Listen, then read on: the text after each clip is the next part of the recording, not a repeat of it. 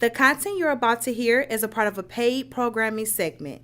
The views, opinions, and statements expressed belong solely to the sponsor and do not reflect those of Podcastic or its host.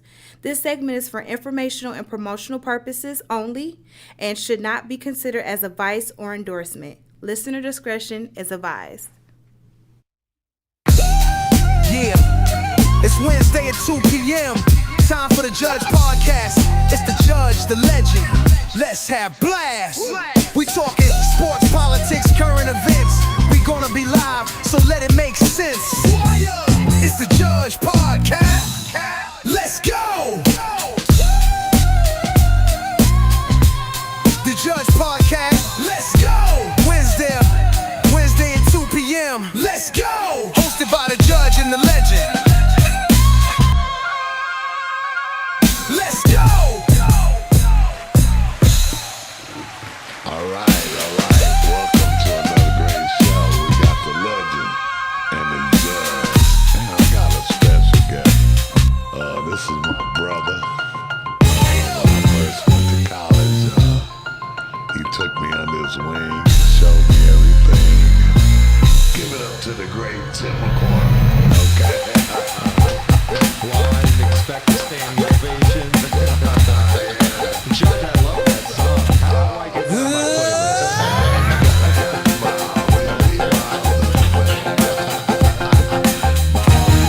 It's the Judge Podcast. Let's go! What got you into basketball? Wednesday by the Judge and the Let's go! Let's talk about your family. Yeah, I grew up on the east side of Detroit, right behind Denby High School. What? Yeah, I didn't know that. it's funny because I remember I played and then worked for the NBA Players Association union for 30 years. And when I first met Carlos, and I did this with all the guys that are from Detroit, like I'm not going to say my family moved to Grosse Pointe, but I talked to Carlos. I remember telling him, I said, yeah, I grew up behind Denby. And all of a sudden, Let's go! Let's go! I used to ride my bike and play Little Let's League go! basketball. So Denby was right there. Wednesday at 2 p.m. Let's go! Let's go! Hosted by the Judge and the legend. Let's go! Let's go! Let's go! Let's go!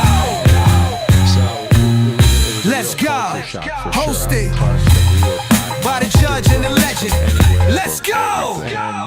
Let's go! Let's go! Let's go! Let's go! Where's the Judge Podcast? Let's go!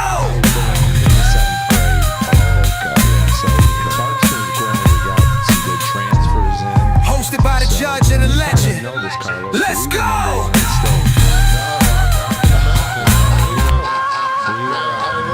Let's go! Let's go! By the Judge and the legend. Let's go! Let's go! Let's go! Hosted by the Judge and the legend. Let's go! Let's go! Let's go! Let's go!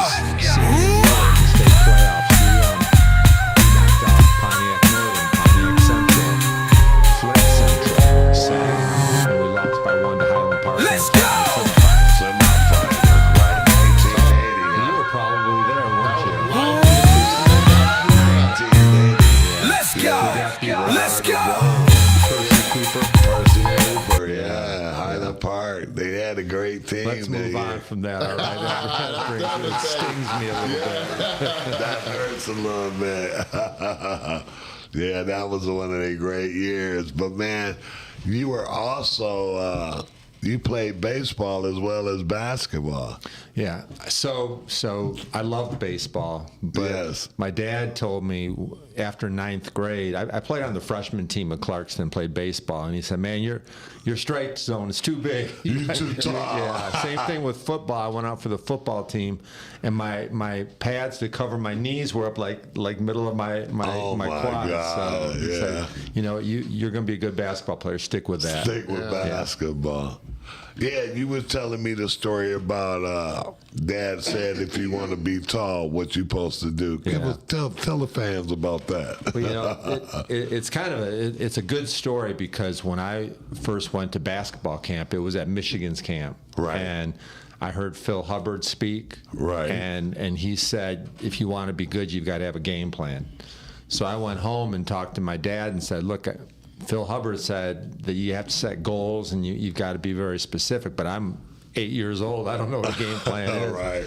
So he helped me create it, and I used to dribble around the block twice with my right hand, the other way with my left hand. Then I did my driving drills, and I went down the basement and turned out the lights because I knew that if you wanted to handle the ball, you can't watch it. So I turned off the lights, and Magic Johnson would make passes without even looking, and so I did that. And every day, my dad came home and said, "Hey, did you take your 100 shots?" Which meant game speed as hard as you can. You're breathing Yes. hard. You're sweating.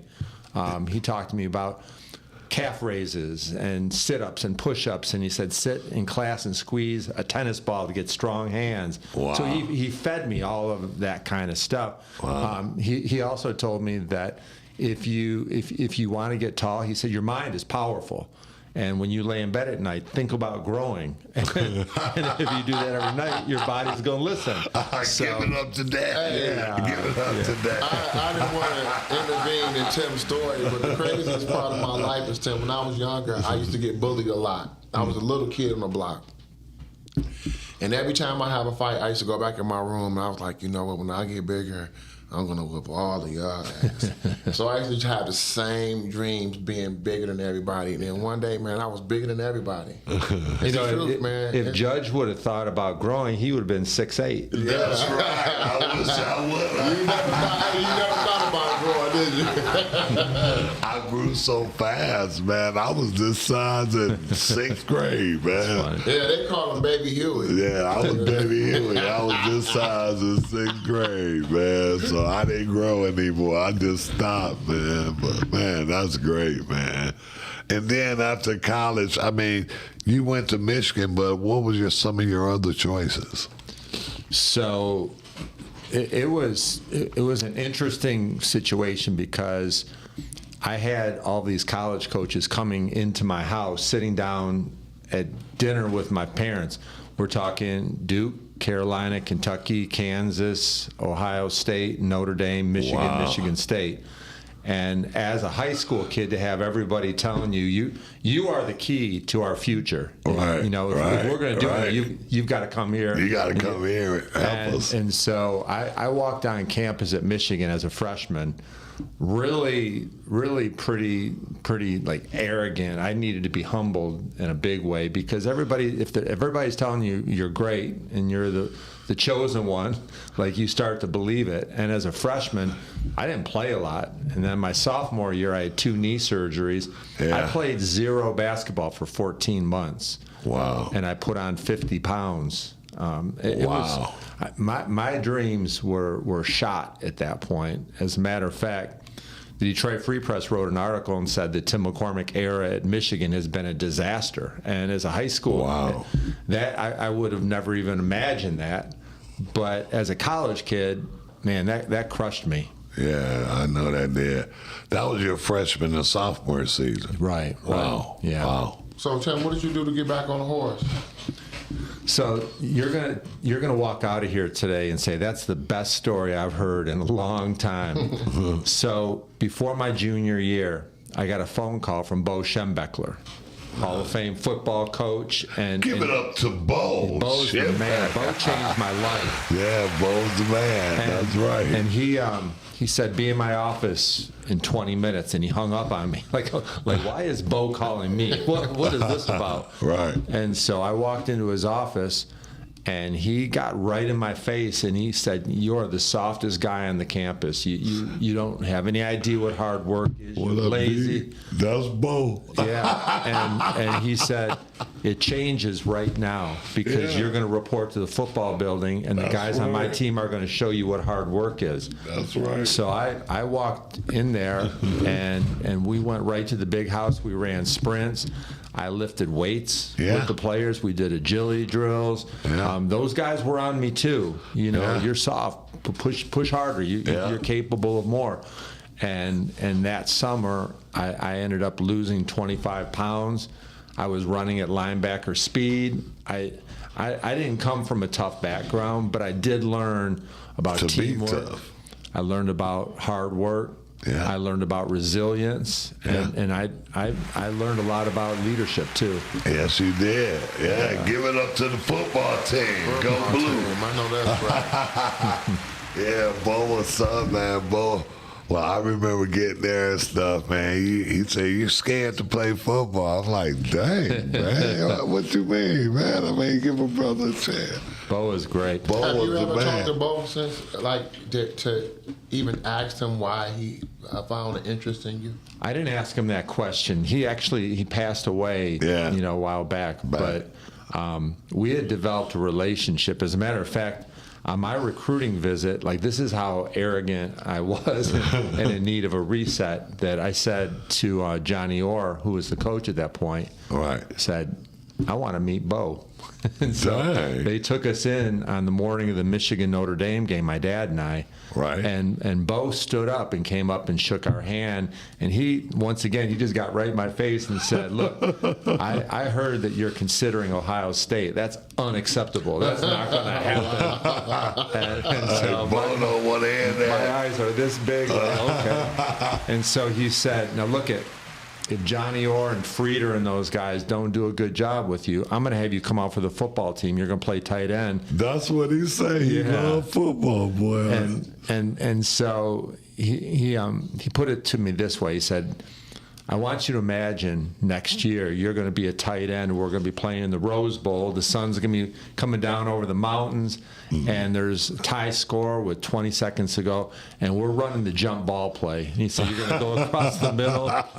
John Wangler is going to throw it up high, and you're going to go up and grab the ball, and you're going to get hit like you've never been hit before, but you're going to hang on to the ball because you're a Michigan man." And then he said, "So I'll see you next fall." So my dad and I walked out into the hallway, and my dad said, "So what do you think?" I said, "Dad, I'm going to Michigan." And he said, "Oh yeah, you are." And I said, "And Dad, I'm playing football." So it was. Give it up to Bo Schimbeck. Yeah, Bo. Bringing you know in what? the great Tim McCormick. Bo changed my life. Yeah. You know, he stepped up. A lot of people wouldn't do that, and I think you guys, Perry Watson was probably that for you. Like there's somebody in the life of all successful people where you can look back and say, "Yeah, who knows where I would have gone with my world if I didn't have somebody like that pushing me and guiding me and teaching me." So the good thing about Bo is he didn't just care about football. He cared about basketball, because we left weights with the football team when I first got to school. And I think my sophomore year it changed. We got our own weight room, but it was tough going in there with them guys because they pushed you to the limit. Yeah. I mean, there were times where when we were working out with the football guys, I thought my arms were going to fall off. Like if my arms fall off, you guys are in trouble. This is not going to work, because we had no idea what weightlifting and hard work is. So they had the linemen that came in this weight room and they worked us out. Yes. Yes, and those guys are strong. Running backs, 5'9", 180 pounds, so strong, it blow your mind. Bench pressing 250, 300. Yeah. I couldn't believe that, man. And I said, man, I got to get much stronger. These guys are strong. Carlos, I remember judging the weight room. It wasn't that impressive. Yeah, I know he's I've thinking. never seen him with muscles before. Yeah, like he's thinking, I'm a shooter. I do not need to have weights to do what I do. Bo was like, "You scared to play? I know you played in high school." I was like, "Man, I ain't playing no college football. You get out of Judge, here." let me ask you a question because I've heard this rumor. I've never asked you this before. And maybe this is the legend of the Judge, that you were playing at St. Cecilia and you had like 50, and then you knocked down a 3 from the corner, and the other team was bringing the ball back. You walked out into the lobby and grabbed a water and then came back in Yes. and made another 3. Yes, I did. What were you thinking? Come on. Man, I needed something to drink. I was a little thirsty. I was like, I'm thirsty. All they got is that water fountain in the corner. I'm like, they got water right here. I walked in and grabbed the water. They was coming back. He threw it back to me. I shot it again. Hey, tell he at the Saint, he is the true definition of he never seen a shot he didn't like. Oh, like nobody else, like Yeah. Terry Durod. Yeah, the ball guys the same. And I Yeah. played with them on the same team. I'm like, how do you exist with guys like Tony Tolbert, Durod, and Judge on the same team? Man, you never get a shot in. Did you play a lot at St. Cecilia as a young man? Because I know you didn't really pick the game up till a little bit later. I didn't play until my going into my senior year in high school. That was my first time playing at the Saint, and then it was consistent from there. And then I played in all the leagues, and then I met Judge because I didn't know Judge as a kid. I met him when I got older, and then me and him, he saw me playing. And then he just came up to me and said, "Hey, you playing with me from now on." That's pretty good. That's good. I said, I got me another T-Mac. And I said, "You got to bring me a Gatorade and a towel." And he always brought me a Gatorade and a towel. That's right. So when I was going into my sophomore year, my dad said, "Look, if you ever want to be anything in this game, you've got to go to St. Cecilia and see what that's about." And so I didn't know what was going on. I was like, okay, that sounds fun. And then I walked in there and thought, this is going to be something I've never experienced. And the first game that I played was head-to-head against Earl Cureton. Wow. And I it was another one Give of it those up to learning. Earl, the twirl. Yeah, I miss Earl, and his greatness. My brother. And so, he drop stepped me and dunked, and then he took my shot off the wall, and I got humiliated, embarrassed, and one time he drop stepped and dunked, and then he got right in my face and said, "Don't quit. Don't back down. Just keep coming." Right. Because he knew I had never seen anything like that before. Right. But he was looking out for the next generation too. Yeah. He probably said, "You know what? That takes some guts to come down and go against a pro." It does take guts. And My experience was different with twirl. My first time ever walking on this court and saying, I was a teenager. I'm 17 years old, playing against Earl. And at 17, Tim, I was out of this world. I jumped out the gym, and I was going past him, dunking, boom. Back then, all my cousins hung out in the game, so they used to always come and watch me play. So every play, I was in Earl's chest every single time. And then he fouled me real hard, and he was standing over me. He said, "You gonna get enough of that, ain't you?" And I stood up, and everybody was like, "Blows, don't fight him, just keep on killing him." And then Earl looked at me and said, "Hey, they right, young fella, just keep on killing him." And he ended up being my teammate, Toronto, and he was that person that I didn't believe that I have anybody who I can look up to and listen to as far as being professional. But John Long and Earl Cureton did an exceptional job with me my second year in Toronto to show me the way. So, give it up to Earl and John Long.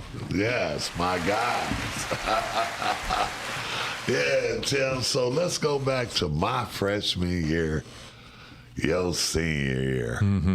You know, I had one more year. I could have come back. I had a redshirt year. I know you did, but you played so well. It was time to go to the league. You got to grab that opportunity when it's there. That's right. Both of you did. I remember Bill Frieder saying, "We want you to come back. We think we could be something special." And I'm thinking, I'm gone. Hey, do you know if we would have had you, we'd have won that national We title. could have. Yeah. That was a squad. Roy Tarpley Sr., Gary Grant, Yeah. Wow. We lost to Rich Relford. Villanova. Yeah. Yeah, that was Roy and Rich and them junior year. Mm-hmm. That would have been your senior year. Guard Thompson was coming on. Oh, we had guard. We had Yeah. Rock. Yeah. Yeah, that Gary. I Was think that about Ed that. Pinckney or that That after was him? Ed Pinckney. Rolly Rossamino stalled the ball, but if we'd had Tim, we'd outdid him. You know, we'd outdid him, and we had you and Roy there together. I've thought about it so much over the past because I really wanted to come back. Yeah. And I applied to grad school, and remember we played at Northwestern last game of the season. Last game, yeah. We got beat by 1 point, I 1 think, point. in overtime. Yeah. We win that game. We're in the NCAA tournament. That was devastating. But we still should have been. Yeah. They only took 32 teams. I mean, we were fourth in the Big Ten. Yeah. I think Illinois, Purdue, Indiana, Michigan, and Yeah. we had some good wins. Yes. But yeah, that was not right. But it worked out. Yeah, we still should have made the tournament, though. They only took 32 teams. The next year, they went to 64 teams. So, you know, that That was was... some dinosaurs, man. Man. Hey, before the 3-point line, man. Yeah, it wasn't no Yeah, he three-point played. It line. wasn't a 3-point line. Remember when he that? played. Yeah, that peach basket slowed down the game a little. Slowing the game down. But, man, you had an unbelievable tournament, man. That 6-game NIT championship. We played against Xavier McDaniel, Antoine Carr. Yeah. Great pros. We beat those guys. We beat Maybe at Marquette. Virginia Tech, Dale Curry. Yeah. We beat Marquette. Then we go on to play Notre Dame in a game at Madison Square Garden in front of a sold-out crowd. Yeah, that was the best 2 hours I've ever experienced. I mean, I'll never forget playing in the Garden. Yeah, what that vibe. Yeah, and Turned that we gave them a beat down like you can't believe. Digger Phelps is like calling timeout and say, "Come on, guys, play some defense." And he couldn't believe how bad we beat them, and everybody thought we were going to lose that game too. Yeah, and you know the guy that I've always had so much respect for, E.T. Eric Turner. Eric Turner. Yeah, Give it up to E.T. man, Eric Turner was tough, It and was great. his freshman year, he was the best freshman guard in the country. Yeah. So quick. In front of John Stockton. Yeah, he was incredible player. And, Yes. And then he ended up leaving same draft as me. And then I think he went to the Pistons and didn't make it. Right. He went to the Pistons and you went to Houston. I went to Cleveland, number 12. Okay. And they traded me to Washington, then to Seattle. And then I went to Philly, New Jersey, Houston, Atlanta, New York. So Wow. so all over. Wow. At one point, somebody said, "Man, that must make you feel really down. Like nobody wants you. They're trading you here and trading you and getting rid of you over there." And I said, "No." I said, "Everybody wants me." They want me, yeah. That's how I felt. Everybody's like, "Man, do you make me feel bad getting traded?" I'm like, "No, they just want me more than they do." That's it. You said everybody wants you. Yeah. Yeah, that's how is he supposed to look at it? Yeah. Because it's not like when I get there, I don't play. I play. Exactly. You know what I mean? Right. Yeah, you had a great career. You played with Houston and Knicks and Play with great players. I mean, to watch the practice habits of Patrick Ewing and Every day. Olajuwon, Moses. yeah, Moses Malone. How Wow. about Dr. J, Charles Barkley? Yeah. Wow. That was Played with all probably those guys. That's probably awesome. my favorite thing about the league is my first 5 years. I pretty much started for each team I was on. Yes. And to go head to head against Kareem, to post up Bob Lanier, like that's stuff that was made Big when I was a Bob. little Yeah. kid. Yeah. I used to love my basketball cards. I'd have them in my pocket all the time. Right. And 2-inch by 3-inch autobiography, and there's those cards, Spencer Haywood, Yeah. and there's Rudy Tomjanovich, and like I'd make teams, and Right. so that was a dream come true. Like to play against your heroes. And to be on their team. Oh yeah, Yeah. It was a thrill. As an older player now, it's some days where I'll be thinking to myself like, golly, you really did go to the NBA, and those are your friends, you know. And it's been 30 years. Ain't that crazy? Like still, 30 years. Can you still dunk? sometimes I gotta really dig deep. Yeah, But Sometimes do it's it. better than never. He can do Yeah. it. Yeah, I He bet can you- do it. Yeah, Yeah. he still dunks. If you put him on a wood court and put some incentive, yeah, Yeah, he can I'd be able to do it. Yeah, he'll be able to do it. I probably only be able to do it once though. But just to think, man, to be I never thought I'd get to the point where I wouldn't be able to do the things that I used to can do. And you can't show the people how explosive you were, and you know. And when did you notice your explosion leaving you, and know you had to either change your game or stop? I was playing in Boston Garden for the New Jersey Nets, and I basically tore my knee. I knew it, and I couldn't run or I couldn't jump, and that's important if you want to play in the NBA. Right. And so they traded me, and then I went to Houston, and I remember the very first game. Like I'm thinking, man, my leg feels horrible, but I know I can still contribute. I can make shots. I'm a smart player. I'll play my role. And Don Chaney told me, he said, get in there. You know, Olajuwon needs some help on the boards. And so I'm thinking, okay, good. I'm going to, like, he knows my value. And the crowd's they want to see me play. First shot, Olajuwon's elbow's up above the rim, and he came down, like I'm way down here, and his elbow hit me right in the top of the head, and I fell on the ground. And I was like, man, bleeding, there's puddles of blood. And then, but I looked and I saw that the coach looked really nervous. Like he knows the value. He sees the season falling right in front of him. And then the trainer comes running out, and he gets close to me, and he ran right by me. He was checking out Olajuwon's elbow. And I was thinking to myself, okay, I'm not going to be a star anymore in this league. And so it changed my. It's crazy how some of our stories correlate. I remember when I played for the Rockets, and I was backing Olajuwon up. And that's not a great future. Yeah, a lot of people don't understand that part right there. So we played a game during Ramadan, so I got a chance to start. In the first quarter, I scored our first 15 points. I'm talking about, I was excited. I was like, oh my God, I'm about to break some records tonight because they can't run with me. I'm getting 60. Yeah, I already had it in my brain. I know I'm going to score at least 40 tonight.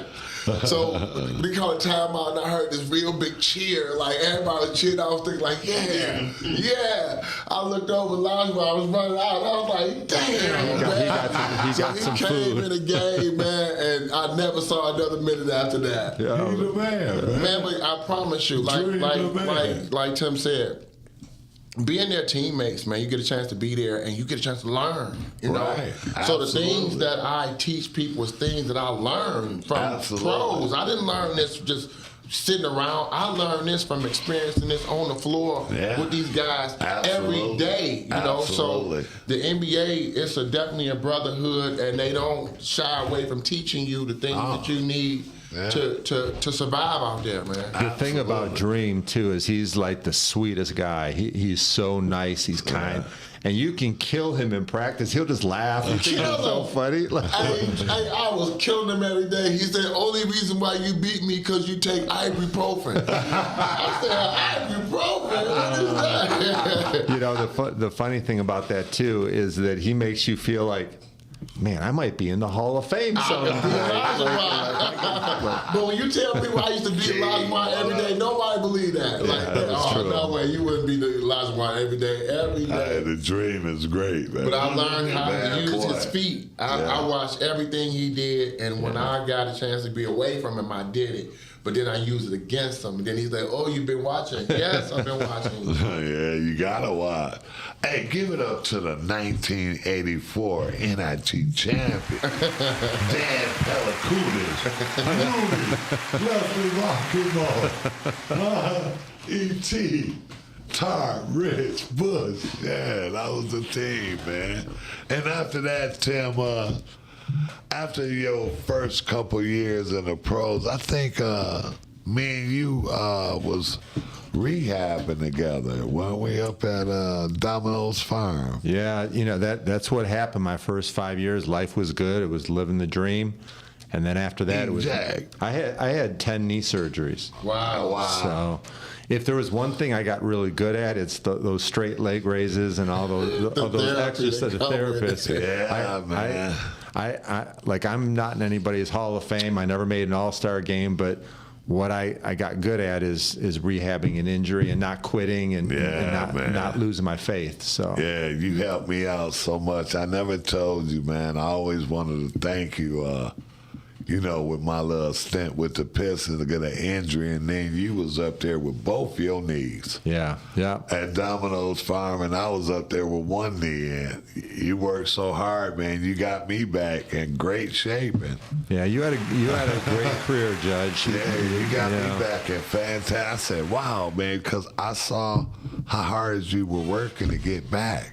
Yeah. And that got me back really in great shape and running again. And You about to cry, man? Nah, man. Give me a tissue, all right? Yeah. I'll take care of it. That was big for me, man. That you was about to big, cry. man. That was a big One thing, moment. I bet you didn't know this, that Judge had a reputation as a gunner, big like Demetrius Gore type shooter, like That's right. from all over the place whenever you want. But did you know that he left Michigan as the all-time assist leader? Who, Judge? Give it up to Antoine. No, give it up to Tim for remembering. No, he had a. Hey, but we knew his role changed. Because when you playing with great players like y'all, man, you got to get that ball up. We understood. Anybody who took the time to watch basketball, because even though I didn't play basketball, I still watched it. I watched the Pistons, I watched Michigan, I watched Michigan football, Michigan State. I watched all the sports. So we watched him turn into a real point guard instead of a gunner. Because in high school, he wasn't passing that ball. And after college, he didn't pass it no more. So he went back to the old Antoine. Hey, after he left y'all, he went back to the old Antoine. He missed being the gunner. He'd rather be the gunner than that passer. I want to play to win, man. They wouldn't let him take the ball out of bounds because he wouldn't want to pass. He just hold on. I play to win, man. And That's true. I always tell kids, man, you do what you have to do for your team to win. Because at the end of the day, there's only winning and losing. In basketball, ain't no ties. So either you win it or you lose it. So I do whatever it takes to win. If it takes getting 15 assists, I'm going to do that. If it takes scoring 30, I'm going to do that. It's very true. And that's why you were a starting point guard the second you walked on campus at Michigan. Yes.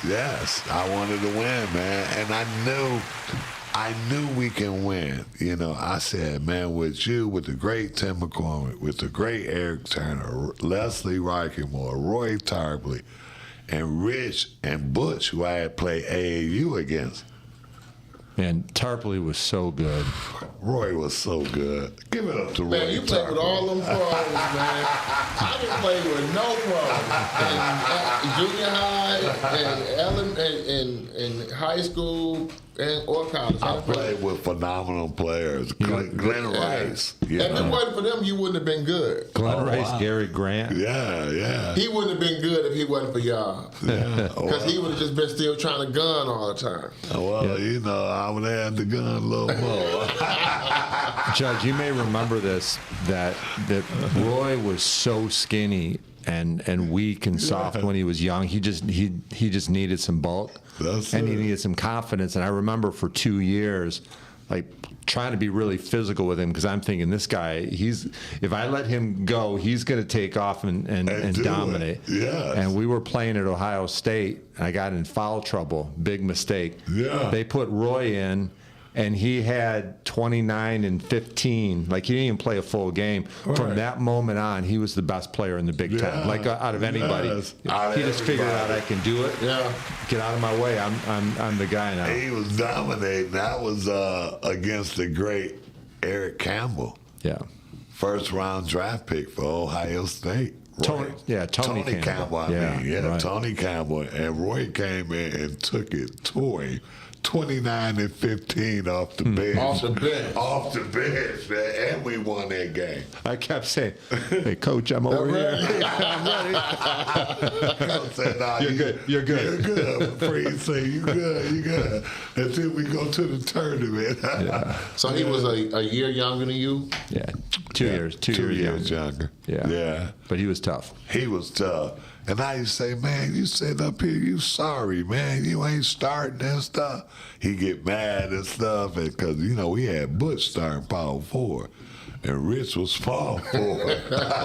And Tim was the center. So he be like cussing me out and stuff. I'm like, yeah, you soft, man. You ain't starting on this team.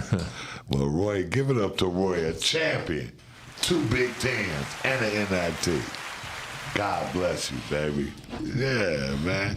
And Tim, after the NBA, you do so much for the community, man.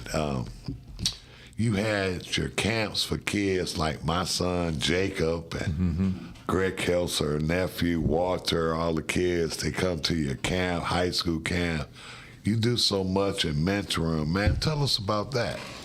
So one of the thrills about working for the NBA Players Association, that's a union that represents the 450 guys in the league.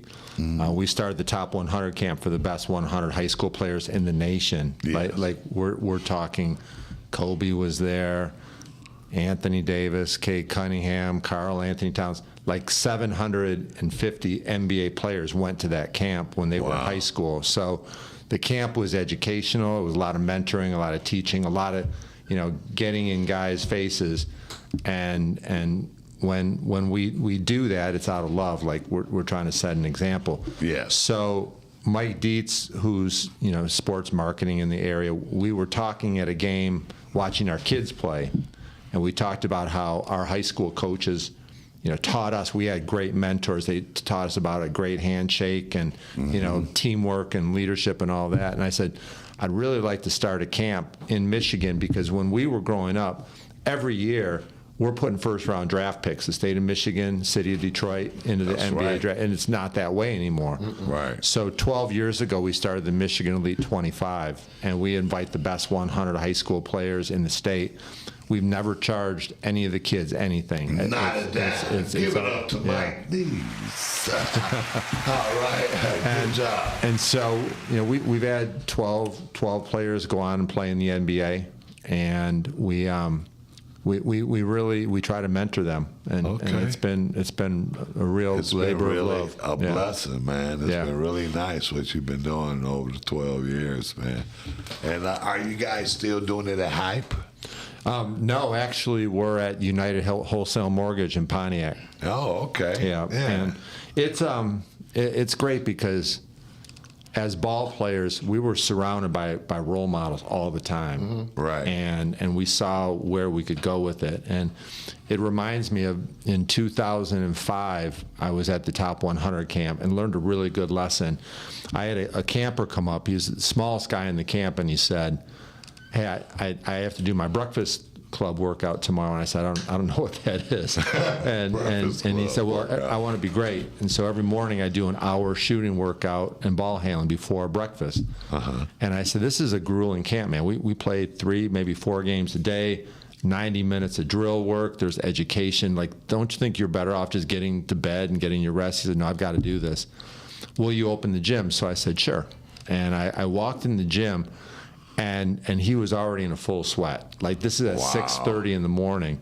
He's probably, I would guess, 5'10", 160 pounds. Wow. And he was one of the best shooters I had ever seen. Like, this guy was going so hard. And it was a workout that like Ray Allen or Dale Ellis or one of our guys would be doing. Drills, yes. And so I said, well, this is really impressive. What's your name? He said, my name's Steph Curry. Wow. And so he kept doing this. He didn't even get an invite to the camp originally. We gave him a special invite because his dad is Del Curry. Right. But at 7:30, the rest of the camp walked in, and they saw Steph Curry going through this workout, and they were all in awe too. Wow. And the next morning, I walked in the gym. There were 57 campers doing the Breakfast Club. They had no idea what it was, but they want to be great. They wanted to be like Steph Curry. And so that's kind of the role modeling that to share those stories, but also to have the veterans that will go ahead and be the role model is so important. Incredible. Give it up to Stephen Curry for being the greatest shooter ever. That hard work and that ethic, man. You gotta want it, man. A lot of people don't understand what that second wind is. Yes. You know? Yeah. I can't even imagine waking up at 6:30 in the morning at that age, like not knowing about it. Like Not knowing about it at that age. You're right. Not knowing about it. Yeah. And just putting in the work, man. You know, you got to put in the work. The work makes you better than other guys. You know, he's up, like you said, at 6:30. Other guys are asleep. when you were in that formative age of 7 years old, 10 years old, 12, like what was your routine? Did you just play or did you work on your skills? Well, my routine at that age was I played every sport. I went through football season, baseball, then basketball. And I would always, watch games on TV. It'd come one game a week. And like in the wintertime, we had to go outside and play. Ball, no air, put on some gloves. You out there shooting, and in the snow. It's just those things that make you good. Putting in that extra effort, running an extra mile. Mm-hmm. Coach say 2 miles, run 3 miles. Right. It's the extra effort. He say shoot 100, I shoot 200. That give you the confidence that I know I've outworked you and I'm gonna beat you. I'm gonna last longer than you. Yeah. That gives me the confidence, and that was always my belief. You may beat me, but you gonna work hard to win. That's not surprising. Oh yeah. That was the effort, and that's how I always watch. I watched great players. I remember watching Dr. J and George Gervin and wanting to be like those guys. Were you a lock to go to Michigan? How did you choose Michigan? What was your second choice? My second choice was Michigan State, and my third choice was UCLA. That would have been interesting. Yeah, those were my 3 schools, and big reason I went to Michigan was you. I mean, you were a big part of it. We went to church together. Give it up to T-Mac. Yeah. Hey, you know what's crazy? And that story is true. He started a trend of ball players wanting to go because he went. So if he went because of you, it's a whole line of guys went, Yes. After he did because of him. Yeah. I didn't want to go because of him. I just wanted to go because it was Big Blue.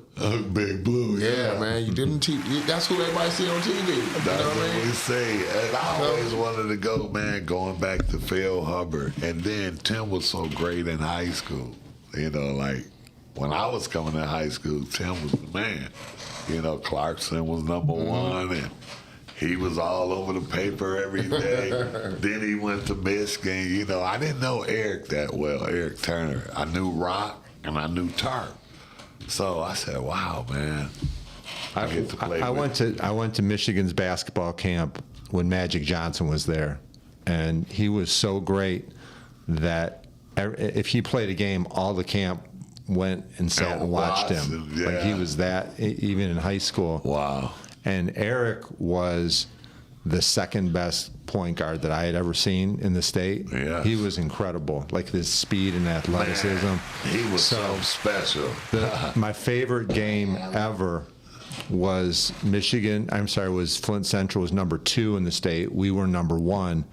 and we played them in the quarterfinals in Flint Central. Wow. And it was back and forth, and ET was unbelievable, and we won by 1. And Wow. and it At was, least you beat them. yeah, I would not have brought that story up if we didn't beat them by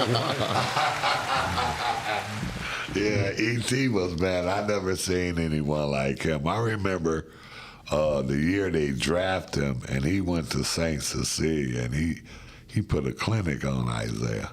No, I mean, it doesn't surprise me. he had a heck of a game in the St. on Isaiah Thomas. Give it up to Isaiah Thomas.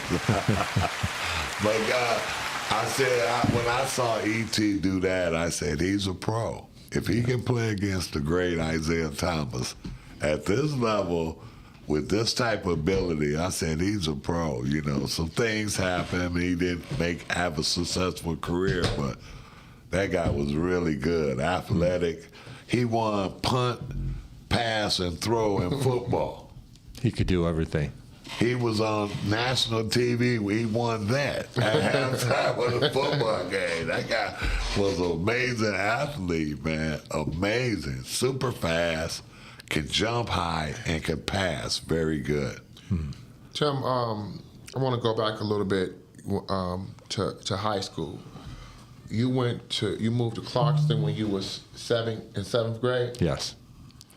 So was the basketball culture already created, or were you a part of the creation of it? So when I was in 8th grade, my dad said, let's go and watch a game. And so we walked in the gym, and they were playing their rival, which I think was like Waterford Kettering or West Bloomfield. And They got a bunch of rivals. Everybody. yeah, they did a lot of beating Man, down give over it the up for years. Clarkston, man. And the great coach Dan Fight. So we sat there for the game, and it was empty. There's Wow. nobody there. Clarkson's gym, there were like 300 people, all parents. And I said, I don't know if this is a good idea. And like my dad was really good at like forecasting the future, making something happen that you want. Right. And he said, don't worry. He said, this place will be full when you leave. And you know, our last game, I did think about that you know, we started something that was really impressive, and it's lasted All this these long. years. Man, you started. So you was the beginning of it, and that's what I wanted to know. Like, It took a while. It took a while, but yeah, our junior, senior year, we were good, and it sustained, and it helped because like my 2 little brothers, good Yeah, players. There's absolutely. 3 Fifes. Ray Cabani got a scholarship Absolutely. to Kent State. Like, and Clarkston also started growing, and so you've got all these people moving right. there, That's and rather right. than move to Waterford or Rochester or Oxford, they said, you know what, let's go play for Dan Fife. That's And right. So it's good memories for sure. Can you tell us a little bit about Coach Fife? So I didn't actually play for him. He was the legend and the hero. He moved back after a pro baseball career with the Twins. He was wow. Michigan captain in basketball. He was He played tremendous. everything at Michigan. Yeah. and so I remember working for him. He had a golf course in Clarkston. I worked there in the summer. Just idolized him. Just a real hero. Great and guy. And then 2 years after my senior year, he took over, and the rest. I mean, what a legend. It's history, yeah. So he is really what you call legendary in Clarkston, Michigan. Oh yeah, and when you talk about Bo and Bobby Knight and people like that, Dan Fife coached his players with that kind of a mindset, like That's right. a Marine approach. Yeah. You know, you're right. gonna work harder. You're gonna sit down, and if you sit down and you've got a bad attitude, you're gonna get out of the gym. And if you get Off out of the the gym with a team. bad attitude, you're not on the team. Like You're not on the team. Like he was physical, tough, confrontational. Yes. You know, Hoosiers, that kind of thing. Like we're gonna run. Bobby Knight. Yeah, we're gonna run That's right. suicides, and then That's right. during our rest That's time, we're gonna right. run more suicides. More suicides. Yeah, he was no joke. Great coach. So who was your coach during that time? So so Gary Newstead, he was really young when he took over my sophomore year. He was only 23, 24 years old, so he was very young to be a coach, and had an incredible record. I'm not sure the politics of it, but I do know that sometimes when a legend comes home, he found himself. Open the door for him, they all, and it was a good call. He's one of the best that's ever been. Been at Clarkston. Wow.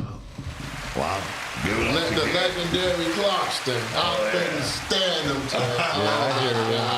They're going to take a charge on you, aren't they? All my kids played for North Farmington, and that was sickening. Hey, Clarkston was really shot fake, man. Bounce pass, take a charge. I'm talking about we done had some real dog fights with Clarkston, man. Yes. AT, now you also work with the McDonald's game and you work with the Pistons. Tell us about that. So I I really enjoyed being part of the broadcast with Grant Long for 8 years. Mickey York, Johnny Kane, Greg Kelser, George Blaha.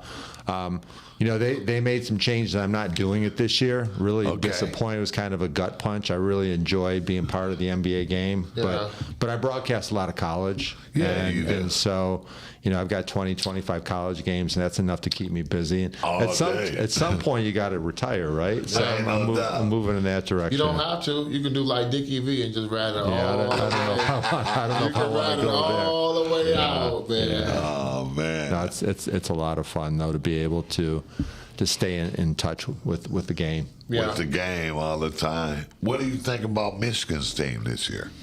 Loaded. Loaded with talent. Have you watched them practice? I'll be there tomorrow. Yeah. Really? 3:15. Okay, I might join you. You tell me nothing about that, man. See what I mean? That's the kind of guy you are, man. Today, man. That's the kind of guy he is. We don't have to. When he start talking about Michigan and stuff like that, he just leave me out. Them his real brothers. I would ask him to just pick you up. He owes you one. He always pick me up. That's my brother. He's gonna be with me tomorrow. Yeah, I talked to Dusty, and I'm looking forward to seeing the team first time practice and stuff. So maybe I might join you. Yeah, they're huge. Wow. That's what I heard. That's what Dusty said. They're so big. Yeah, they're long at every position. Wow. Yaxel Lendenberg is an NBA player. Wow. And to put it in perspective, they played Cincinnati the other night in their exhibition game. 100-98. Yeah. That was a great game. And after the game, Dusty said, I just didn't feel like Yaxel impacted winning like he needs to. He's capable of more.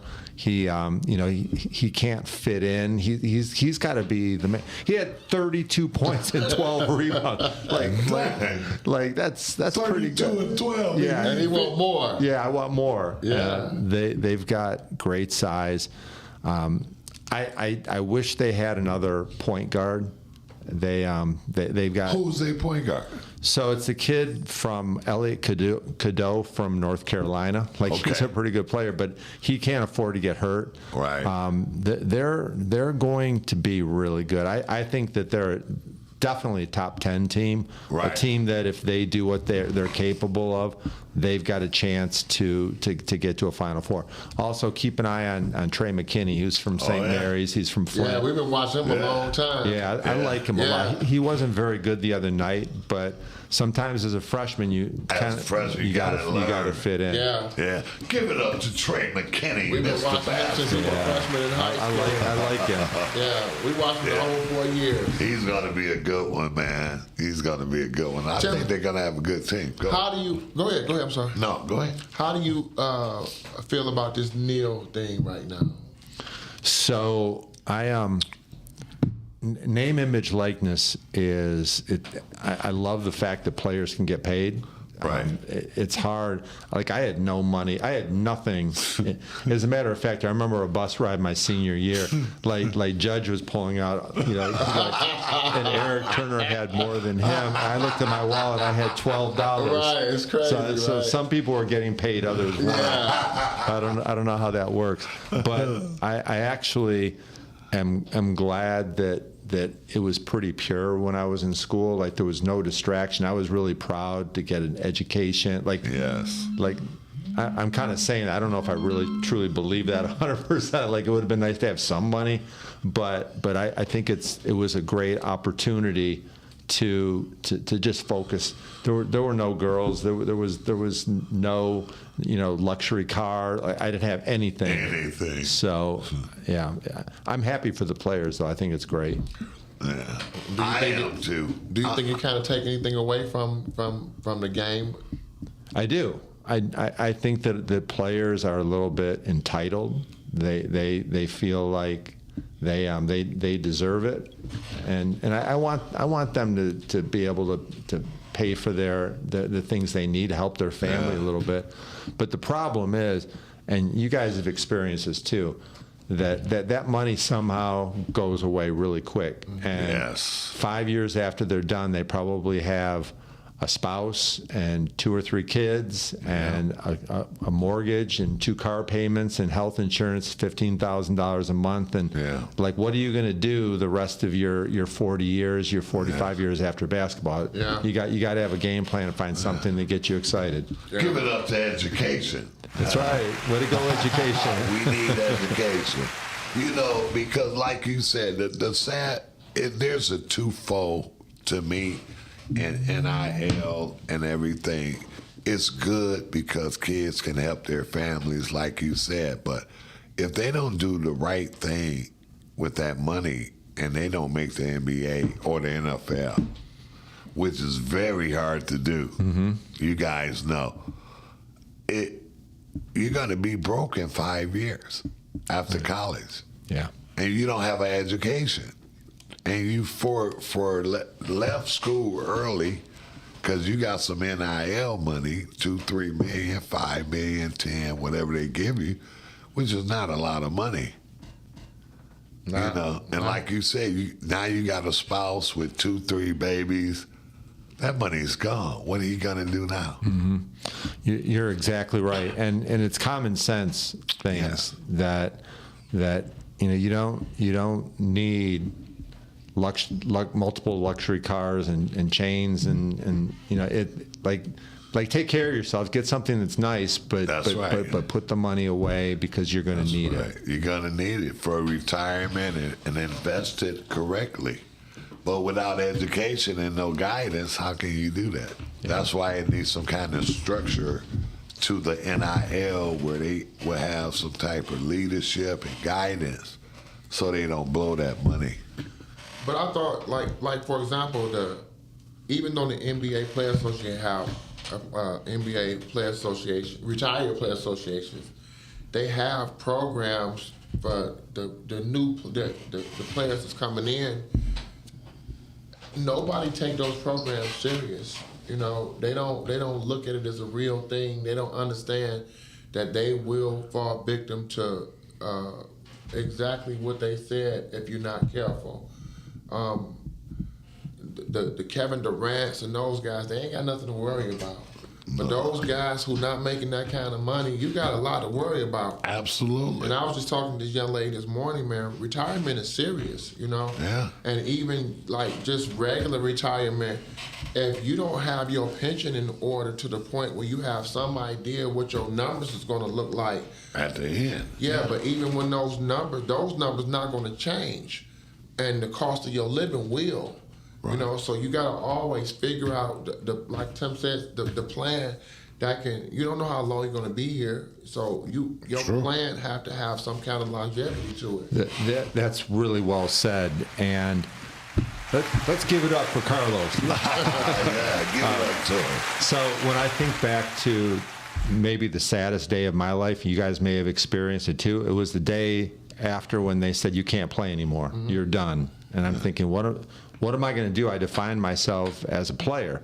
And then the second part of it, which I think is so real, the greatest investment you have is your spouse, because half your wealth is gone if it doesn't work out. And if you have 2 and 3 wives and multiple kids, it's hard. It's hard to do. And I think that's one of the problems. I wish players would listen more, because retired players, they understand it and they're not afraid to share it. Right. Yeah, because it's a hard knock life, and a lot of people don't want to hear them stories, but they are real stories, you know. And like you said, if you can't fight those women off and able to, like I said, Kevin Durant is the best example. And he done played all these years, don't have no babies, don't have no wife. All he got is a bunch of money and a bunch of fun to look forward to, man. You know what I mean? So a lot of people made those mistakes coming up, not having a father, not having any guidance to show you how to do this. And then once you do still get that money in your hand, you don't have the experience or the knowledge to be able to keep it. Right. You know, so a lot of people fall victim to poverty, you know. Even what's the young kid name? Just won the championship for the 3-on-3.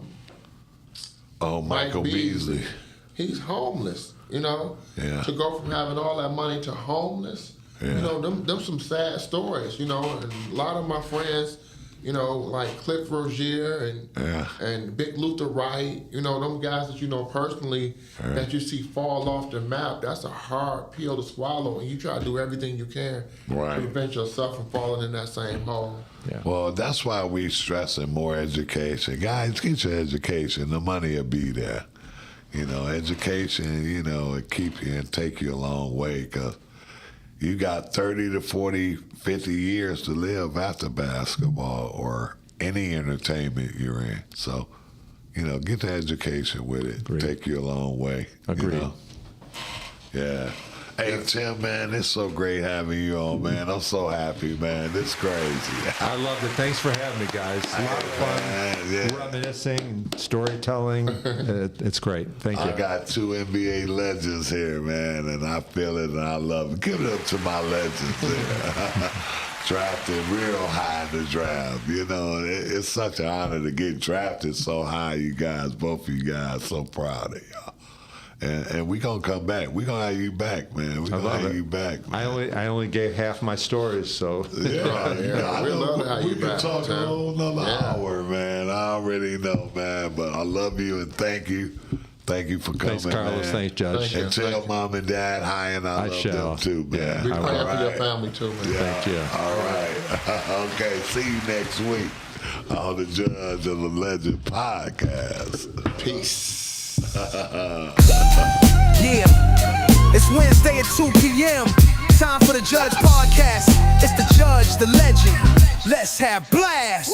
We talking sports, politics, current events. We gonna be live, so let it make sense. It's the Judge podcast. Let's go. The Judge podcast. Let's go. Wednesday at 2 p.m. Let's go. Hosted by the Judge and the Legend.